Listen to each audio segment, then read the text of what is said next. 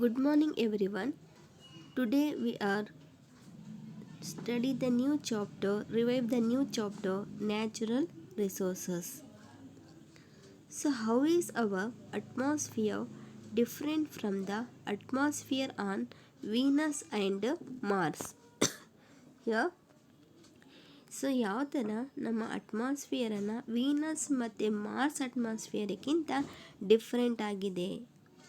So earth, so average temperature is maintained, ನಮ್ಮ ಭೂಮಿಯಲ್ಲಿ average ಆಗಿರ್ತಕ್ಕಂತಹ ಟೆಂಪ್ರೇಚರನ್ನು ಮೇಂಟೈನ್ ಆಗಿದೆ. And biogeochemical cycles all established here in this earth. Here biogeochemical cycles are ಜೀವಿ ಭೂ ರಸಾಯನ ಚಕ್ರ ಅಂತಂದು ಹೇಳ್ತೀವಿ. ಅದನ್ನು ಏನಾಗಿದೆ ಎಸ್ಟಾಬ್ಲಿಷ್ಡನ್ನು ಆಗಿದೆ.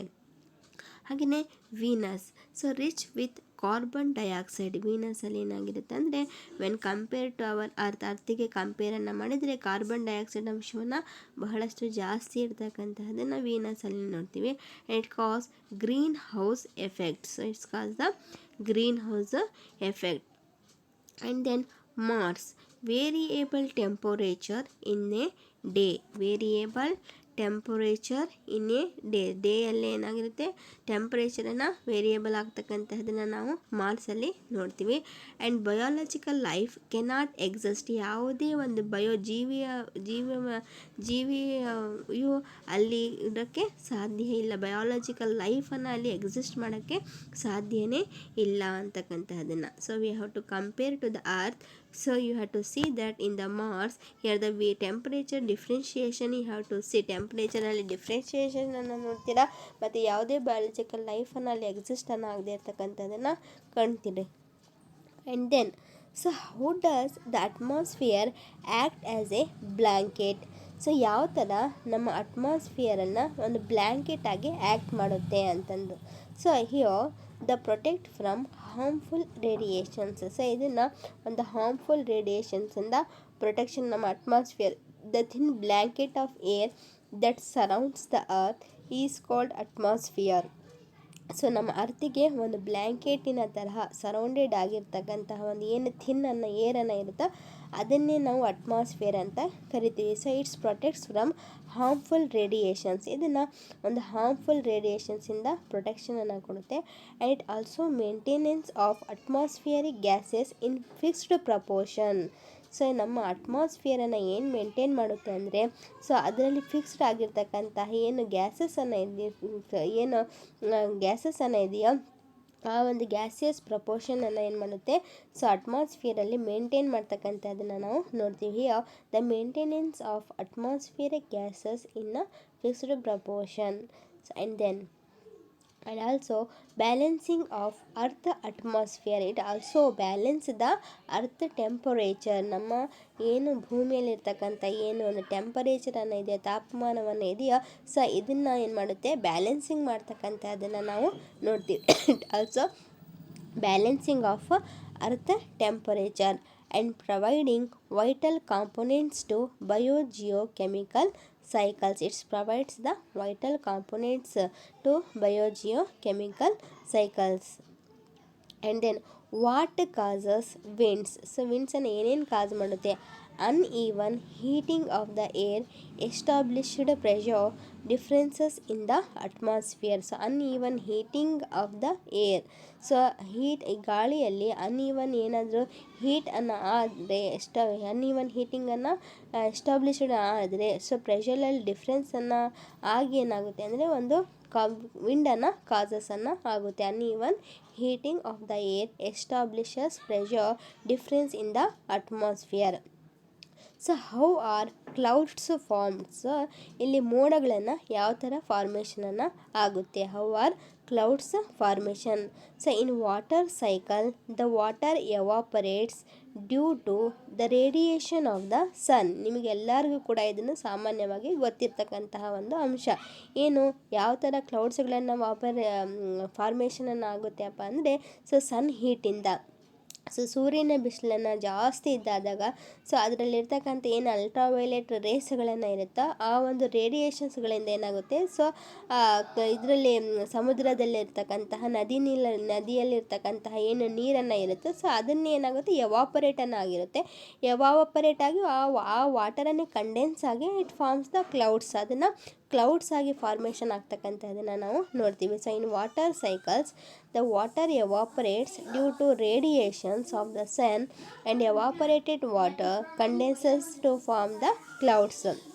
ಸೊ ಇನ್ನು ವಾಟರ್ ಸೈಕಲ್ ಹೇಳ್ಬೇಕಂದ್ರೆ ವಾಟರ್ ಎವಾಪರೇಷನ್ ಆಗುತ್ತೆ due to radiations of the ಸನ್ನಿಂದ ಒಂದು ರೇಡಿಯೇಷನಿಂದ and condense to form the ಕ್ಲೌಡನ್ನು ಕಂಡೆನ್ಷನ್ ಆಗಿ ಒಂದು ಕ್ಲೌಡನ್ನು ಫಾರ್ಮೇಷನ್ ಆಗ್ತಕ್ಕಂಥದ್ದನ್ನು ನಾವು ನೋಡ್ತೀವಿ. And use any 3 human activities that you think would led to air pollution. So use any 3 human activities, ಯಾವುದೇ ಒಂದು 3 ಮಾನವೀಯ ಒಂದು ಚಟುವಟಿಕೆಯಿಂದ ಸೊ ಯಾವ ಥರ ಒಂದು ಏರ್ ಪೊಲ್ಯೂಷನನ್ನು ಆಗುತ್ತೆ ಅಂತಕ್ಕಂಥದ್ದನ್ನು ಹೇಳ್ರಿ ಅಂತಂದು ಹೇಳಿದ್ದಾರೆ. ಇಲ್ಲಿ ಎಫ್ಲುಯೆಂಟ್ಸ್ಗಳನ್ನು ಯೂಸ್ ಮಾಡೋದ್ರಿಂದ combustion of fossil fuels means petrol, diesel, kerosene. So these all the petrol ಆಗಿರಬಹುದು, diesel, these are all the fossil fuels. ಈ ಫಾಸಿಲ್ ಫ್ಯೂಲ್ಸ್ಗಳನ್ನು ಉರಿಯೋದ್ರಿಂದನೂ ಕೂಡ ಏನಾಗುತ್ತೆ ಇಲ್ಲಿ ಸೊ ಏರ್ ಪೊಲ್ಯೂಷನ್ಸ್ಗಳನ್ನು ಆಗ್ತಕ್ಕಂಥದ್ದನ್ನು ನಾವು ನೋಡ್ತೀವಿ. ಆ್ಯಂಡ್ ಸಸ್ಪೆಂಡೆಡ್ ಹೈಡ್ರೋಕಾರ್ಬನ್ಸ್, ಮತ್ತು ಕೆಲವೊಂದು ಸಸ್ಪೆಂಡೆಡ್ ಹೈಡ್ರೋಕಾರ್ಬನ್ಸಿಂದನೂ ಕೂಡ ಇಲ್ಲಿ ಏನಾಗುತ್ತೆ ಅಂದರೆ ಏರ್ ಪೊಲ್ಯೂಷನ್ಸ್ ಕಾಸಸ್ ಆಗ್ತಕ್ಕಂಥದ್ದನ್ನು ನೋಡ್ತೀವಿ. So here effluents, combustion of fossil fuels and suspended hydrocarbons are the 3 human activities that you think would led to air pollutions. You have to cause that the 3 human activities that you think would lead to air pollution.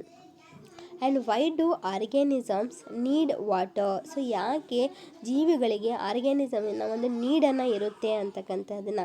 So maintain metabolic ಆ್ಯಕ್ಟಿವಿಟೀಸನ್ನು maintain ಮಾಡೋದಕ್ಕಾಗಿ absorption, digestion, excretion of food and to regulate the osmosis and diffusion. So ಇಲ್ಲಿ ನಾವು ಚಯಾಪಚಯ ಕ್ರಿಯೆ ಅಂತ ನಾವು ಏನು ಹೇಳ್ತೀವ ಆ ಒಂದು ಡೈಜೆಷನನ್ನು ಚಯಾಪಚಯ ಮೆಟಬಾಲಿಕ್ ಆ್ಯಕ್ಟಿವಿಟೀಸನ್ನು ಮೇಂಟೈನ್ ಮಾಡೋಕ್ಕೋಸ್ಕರ ಆಗಿರ್ಬೋದು, ಅಬ್ಸಾರ್ಪ್ಷನ್ ಎಲ್ಲವೂ ಕೂಡ ನಾವು ತಿಂದಿರ್ತಕ್ಕಂಥ ಆಹಾರವನ್ನು ಅಬ್ಸಾರ್ಪ್ಷನ್ನಾಗಿ ಅದನ್ನು ಡೈಜೆಷನ್ನಾಗಿರ್ತಕ್ಕಂಥದ್ದನ್ನಾಗಿರ್ಬೋದು, ಡೈಜೆಷನ್ ಆಗಿರ್ತಕ್ಕಂಥ ಆಹಾರವನ್ನು ಎಕ್ಸ್ಕ್ರೀಷನ್ ಆಗ್ತಕ್ಕಂಥದ್ದನ್ನಾಗೋದು, excretion of food to regulate the osmosis and diffusion. Maintain metabolic activities, absorption, digestion, excretion of food and to regulate the osmosis and diffusion. And then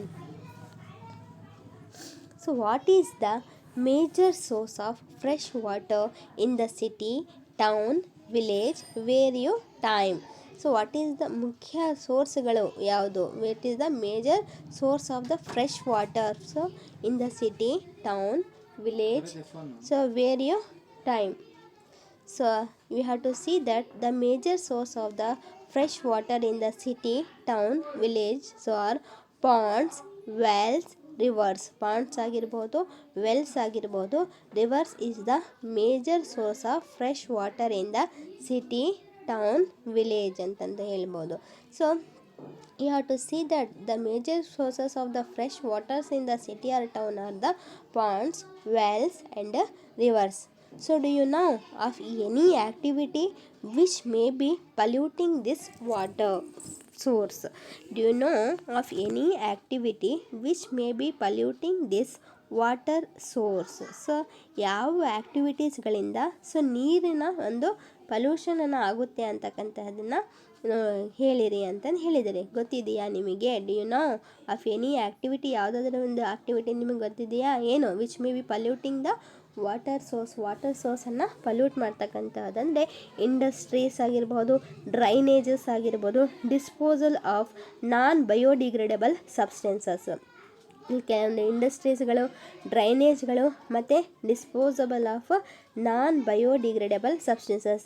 you know that the differences between the biodegradable and non biodegradable substances. ನಿಮಗೆ ಗೊತ್ತು biodegradable substances ಮತ್ತು non biodegradable substances. Here biodegradable substances means the substances which undergo decomposed by the microbial action, so that substances are called biodegradable substances. For example food ಆಗಿರ್ಬೋದು, fruits ಆಗಿರ್ಬೋದು, flowers, plants leaves. These are all the biodegradable substances under the under the microbial action. So microbial ಆ್ಯಕ್ಷನಿನ ಮೂಲಕ, so ಏನು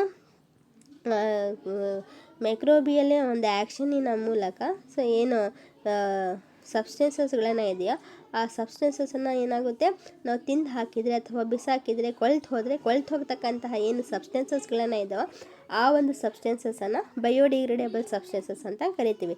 ನಾನ್ biodegradable substances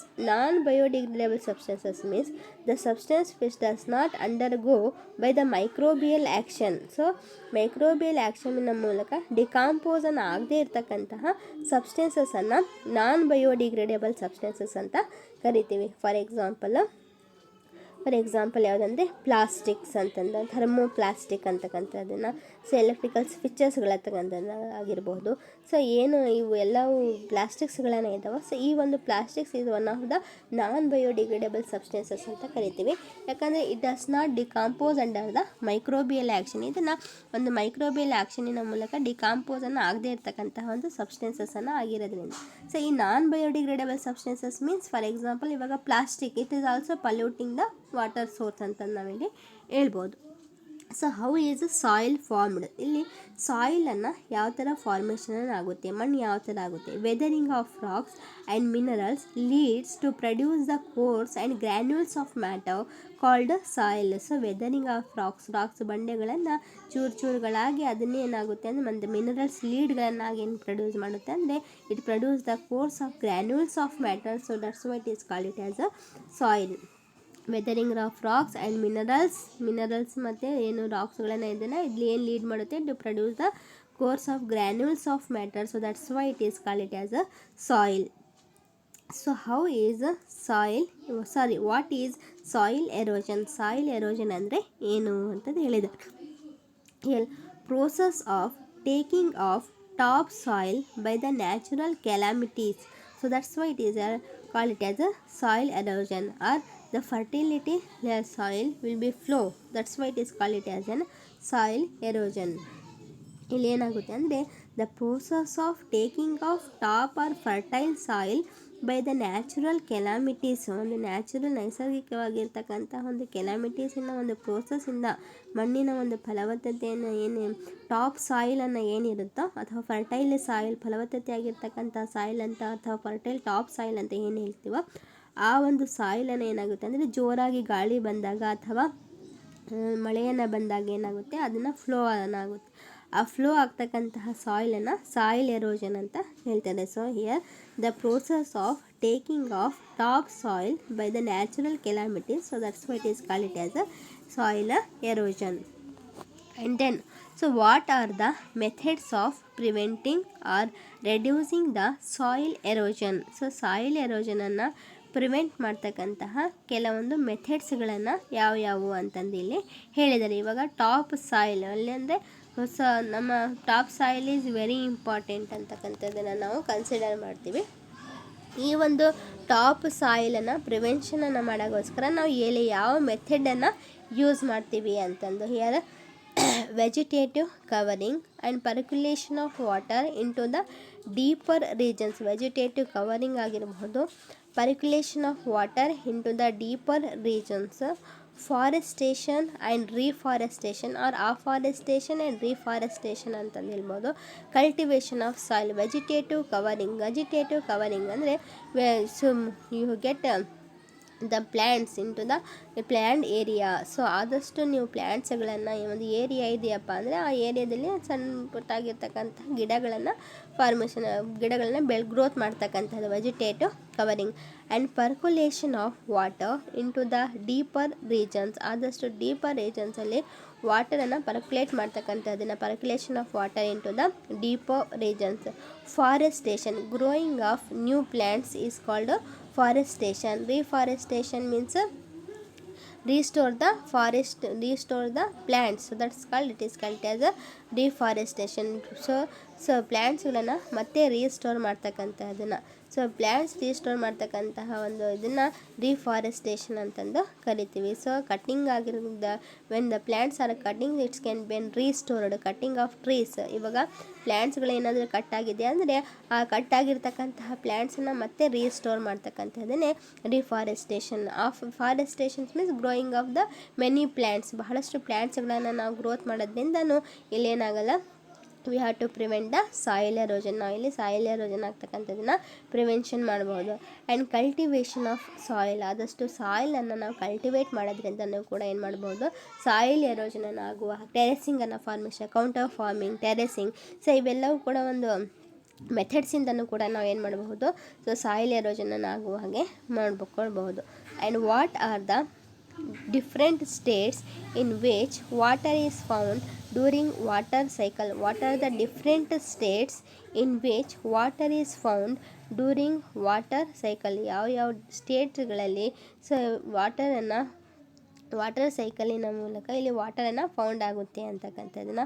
frozen ice caps, liquid and gases vapour are the different states in which water is found during water cycle. ವಾಟರ್ ಸೈಕಲಿನ ಮೂಲಕ ವಾಟರನ್ನು found ಆಗ್ತಕ್ಕಂತಹ ಒಂದು different states ಯಾವುದಪ್ಪ ಅಂದರೆ frozen of ice caps, liquids and gases vapours are the different states in which water is found during the water cycle.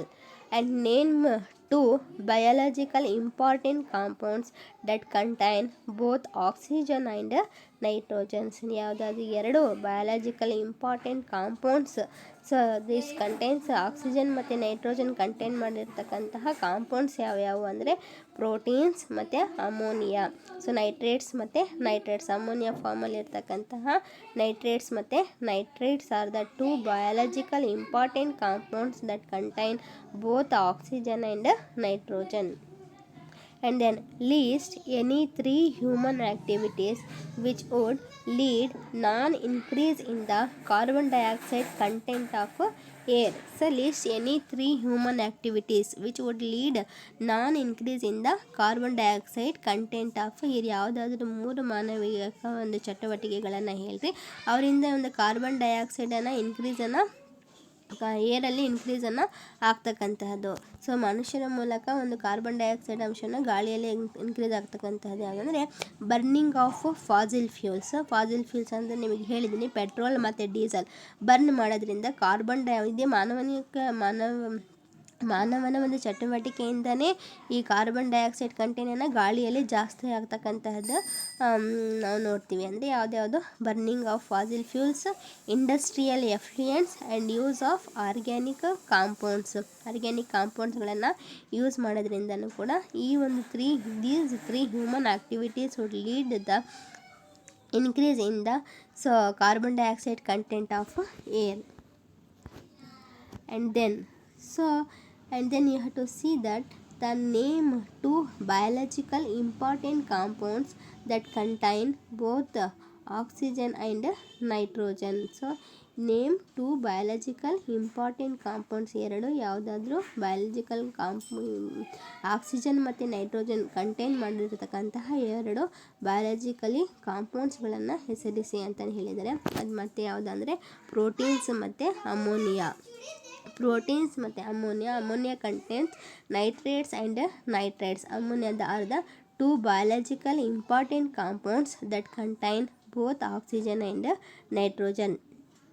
And then list any three human activities which would lead to increase in the carbon content of the air. ನಿಮ್ಗೆ already previous ಇವಾಗ just fraction of ಸೆಕೆಂಡಲ್ಲಿ ನಾನು ಇದನ್ನು ಹೇಳಿದ್ದೀನಿ. Burning of fossil fuels, industrial effluents and use of organic compounds are the three human activities which would lead to the increase in the carbon dioxide content of air. And then so what is the greenhouse effects? Dear students, this question is very very important in your examination and it is also you study in your higher classes. What is the greenhouse effects? The atmosphere contain more carbon dioxide which traps the solar radiations to increase the temperature. So this process is called greenhouse effect. The atmosphere contain more carbon dioxide, ಬಹಳಷ್ಟು carbon dioxide ಇರ್ತಕ್ಕಂತಹ ಏನು ಅಟ್ಮಾಸ್ಫಿಯರನ್ನು ಇದೆಯೋ so ಆ ಒಂದು atmosphere ಏನು ಮಾಡುತ್ತೆ ಅಂದರೆ which trap the solar radiations. So ಅಟ್ಮಾಸ್ಫಿಯರಲ್ಲಿ ಕಾರ್ಬನ್ ಡೈಆಕ್ಸೈಡ್ ಅಂಶವನ್ನು ಸೋಲಾರ್ ರೇಡಿಯೇಷನ್ಸನ್ನು ಟ್ರ್ಯಾಪನ್ನಾಗಿ ಟೆಂಪ್ರೇಚರನ್ನು ಜಾಸ್ತಿ ಆಗುತ್ತೆ. ಆ ಜಾಸ್ತಿ ಆಗ್ತಕ್ಕಂತಹ ಏನು ಒಂದು ಟೆಂಪರೇಚರನ್ನು ಇದೆಯೋ ಸೊ ಅದನ್ನೇ ಆ ಪ್ರೋಸೆಸ್ಸನ್ನು ಇಲ್ಲಿ ಏನಂತ ಕರಿತೀವಿ, greenhouse effect. The atmosphere contain more carbon dioxide which traps the solar radiations to increase the temperature. Solar ರೇಡಿಯೇಷನ್ಸ್ಗಳನ್ನು ಟ್ರ್ಯಾಪ್ಸನ್ನು ಮಾಡಿಕೊಂಡು ಕಾರ್ಬನ್ ಡೈಆಕ್ಸೈಡನ್ನು ಅಟ್ಮಾಸ್ಫಿಯರಲ್ಲಿ ಜಾಸ್ತಿ ಆಗಿ ಏನಾಗುತ್ತೆ, ಟೆಂಪರೇಚರನ್ನು ಹೈ ಆಗುತ್ತೆ.